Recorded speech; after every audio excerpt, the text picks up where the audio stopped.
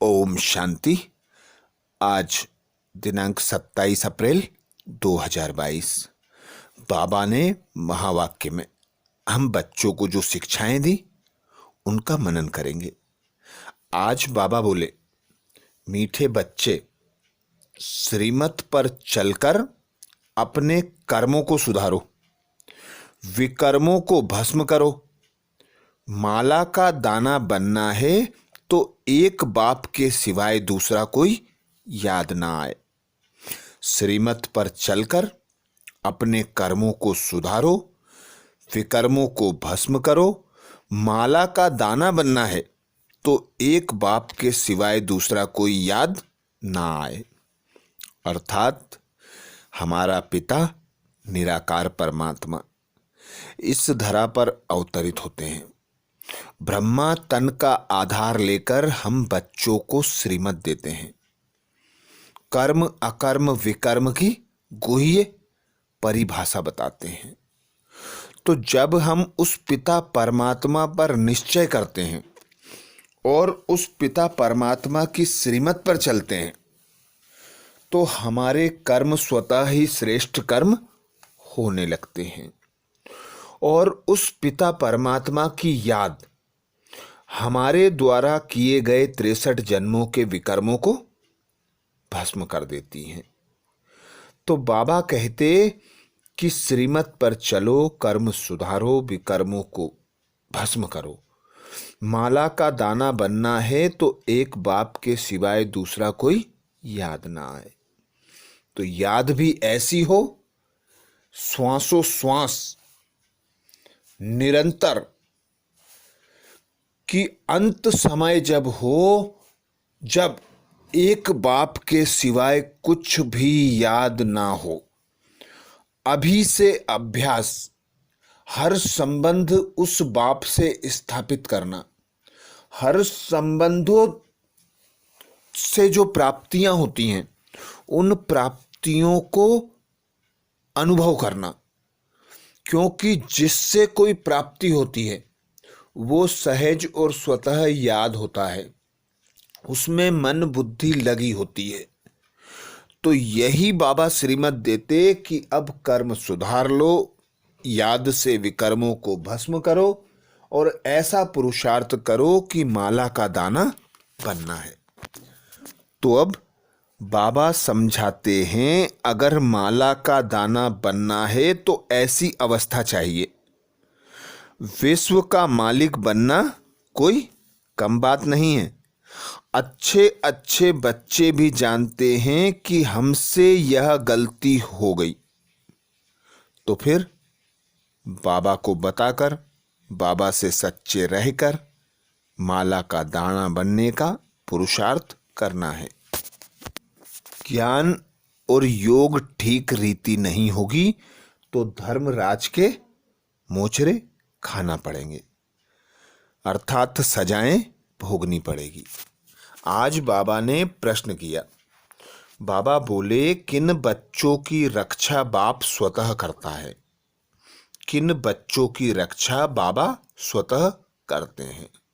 उत्तर में बाबा बोले, जो जितना सफाई से चलते हैं, बाप से सदा सच्चे रहते हैं, उनकी रक्षा स्वतः होती रहती है। झूठा चलने वालों की रक्षा हो नहीं सकती। माया उन्हें बहुत खींचती रहती है, उनके लिए फिर सजाएं कायम हो जाती हैं। अर्थात बाबा के साथ बहुत सफाई से रहना चाहिए। जितना जो सफाई से चलेगा, बाबा कहते उतनी उसकी रक्षा मैं करता हूं। झूठी चलन चलने वालों की रक्षा होती ही नहीं, उनके लिए तो सजाएं कायम है। माया नाक से पकड़ लेती है। बच्चे जानते हैं माया खा गई, इसलिए हमने पढ़ाई छोड़ दी। बाबा कहते कुछ भी हो, पढ़ाई कभी बंद नहीं करना। जो जैसा करेगा वैसा पाएगा। कब पाएगा? भविष्य में। क्योंकि दुनिया चेंज होने वाली है, यह कोई नहीं जानते, तुम बच्चे ही जानते हो। तुम्हारे से कोई भी भूल हुई तो बहुत सजाएं खाना पड़ेंगी। तो बाबा कहते, तुम्हारे में भी बच्चे भूल जाते हैं। अगर याद में रहें तो खुशी भी रहेगी, परंतु माया भुला देती है। यह माया से तुम बच्चों की लड़ाई जो है अंत समय तक चलती रहेगी। अच्छे अच्छे बच्चे भी जानते हैं कि माया ने वार किया और हमने पढ़ाई छोड़ दी। अगला प्रश्न किया बाबा ने, बच्चे रूहानी सर्जन से अपनी बीमारी छिपाते क्यों हैं? बच्चे रूहानी सर्जन से अपनी बीमारी छिपाते क्यों हैं? क्योंकि उन्हें इज्जत का डर होता है। जानते भी हैं माया ने हमें धोखा दिया, आंखें क्रिमिनल हो गई हैं, फिर भी बाप से छिपा लेते हैं। बाबा कहते हैं, बच्चे तुम जितना छिपाएंगे उतना उतना नीचे गिरते जाएंगे, माया खा लेगी, फिर पढ़ाई छूट जाएगी। इसलिए बहुत खबरदार रहना है। मनमत व आसुरी मत पर नहीं चलना है। अर्थात बाबा कहते, अच्छे अच्छे बच्चे भी जानते हैं कि हमारे से यह गलती हो गई, फिर भी सच नहीं बताते। इज्जत का डर रहता है, गुटखा खाते रहते हैं। हाँ, कोई युगल है तो समझते हैं एक ने बताया तो हम भी बता दें। तकदीर में ऊंच पद नहीं है तो सर्जन से छिपाते रहते हैं।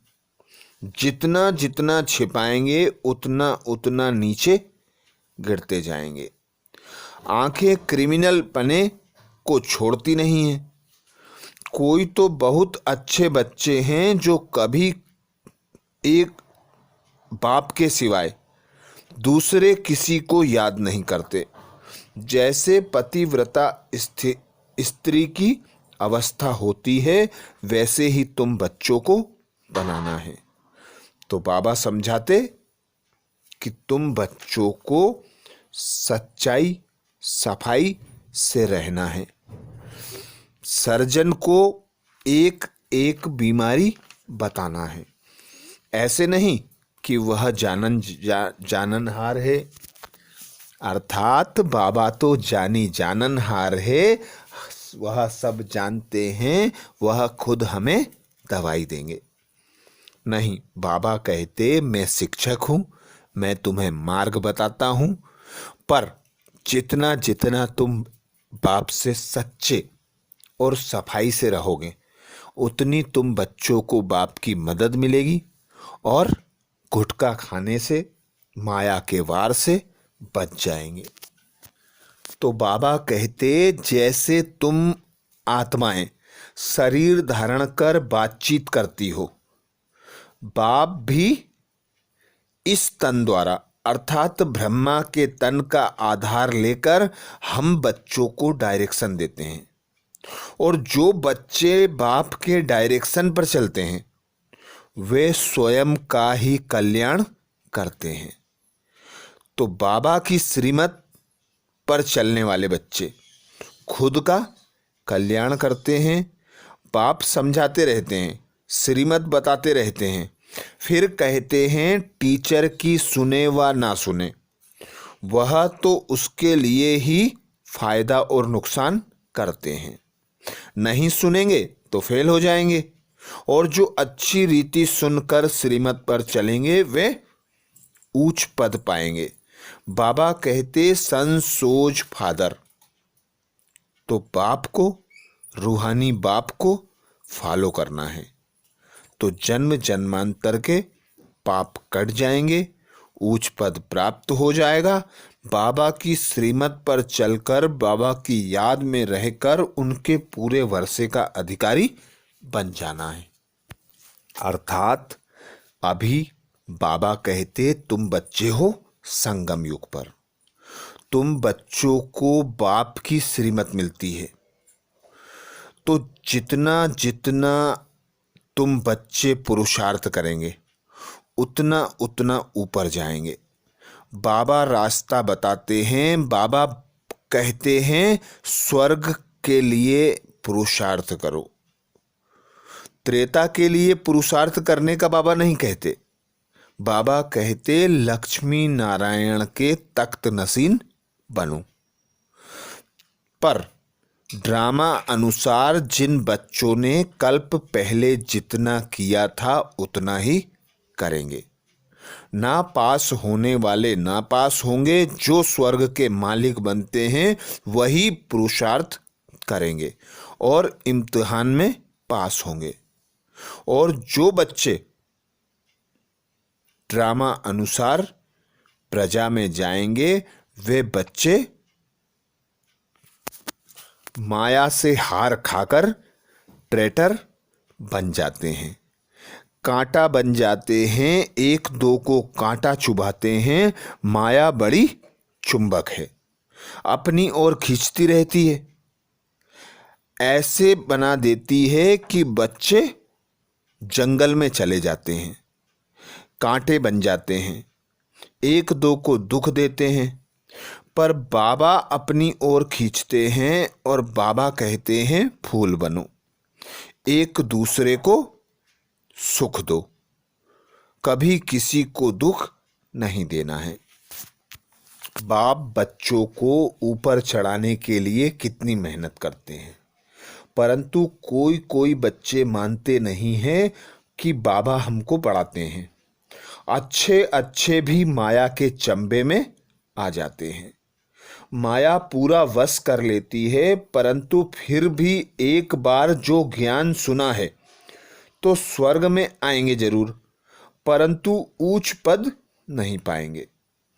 कहते तो हैं हम लक्ष्मी नारायण को वरेंगे, पर पुरुषार्थ भी वैसा चाहिए। ड्रामा अनुसार खेल बना हुआ है। कोई चढ़ते हैं, कोई गिरते हैं, नीचे ऊपर होते रहते हैं। सारा मदार है याद की यात्रा पर। बाबा आए हैं अभी संगम पर अखुट खजाना देते हैं, क्योंकि यहीं बच्चों को संपूर्ण संपन्न बन स्वर्ग में जाने का पुरुषार्थ करना है। आज बाबा ने हम बच्चों को वरदान दिया। वरदान में बाबा बोले बाप द्वारा मिले हुए वरदानों को समय पर कार्य में लगाकर फलीभूत बनाने वाले वरदानी मूर्त भाव। बाप द्वारा मिले हुए वरदानों को समय पर कार्य में लगाकर फलीभूत बनाने वाले वरदानी मूर्त भाव। बाप दादा द्वारा जो भी वरदान मिलते हैं उन्हें समय पर कार्य में लगाओ तो वरदान कायम रहेंगे। वरदान के बीज को फलदायक बनाने के लिए उसे बार बार स्मृति का पानी दो। वरदान के स्वरूप में स्थित होने की धूप दो, तो एक वरदान अनेक वरदानों को साथ में लाएगा और फल स्वरूप वरदानी मूर्त बन जाएंगे। जितना वरदानों को समय पर कार्य में लगाएंगे उतना वरदान और श्रेष्ठ स्वरूप दिखाता रहेगा। अर्थात बाबा हम बच्चों को ब्राह्मण बनाते ही अपने वरदान देते हैं, वरदानी मूर्त बनाते हैं।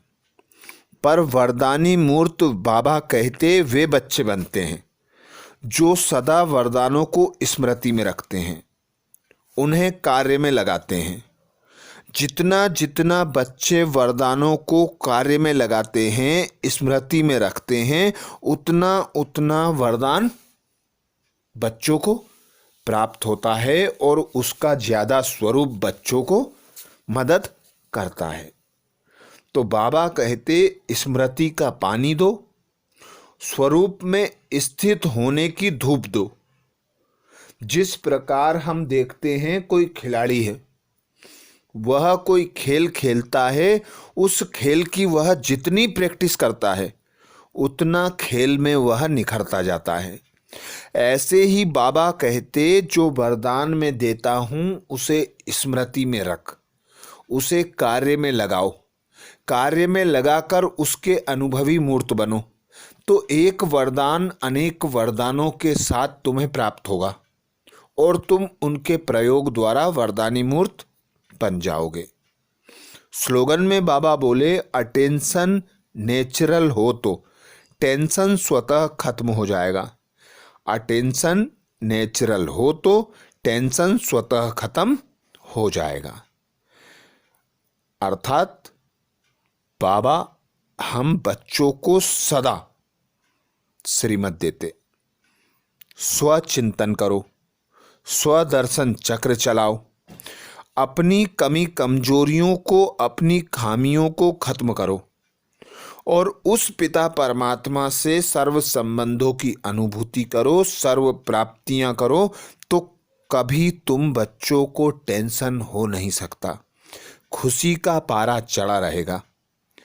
तो टेंशन खत्म करने के लिए प्राप्तियों पर, अपनी श्रेष्ठ ब्राह्मण जीवन पर, इस संगम युग पर, उस पिता परमात्मा पर निश्चय बुद्धि होकर सदा उसी नशे में रहना है।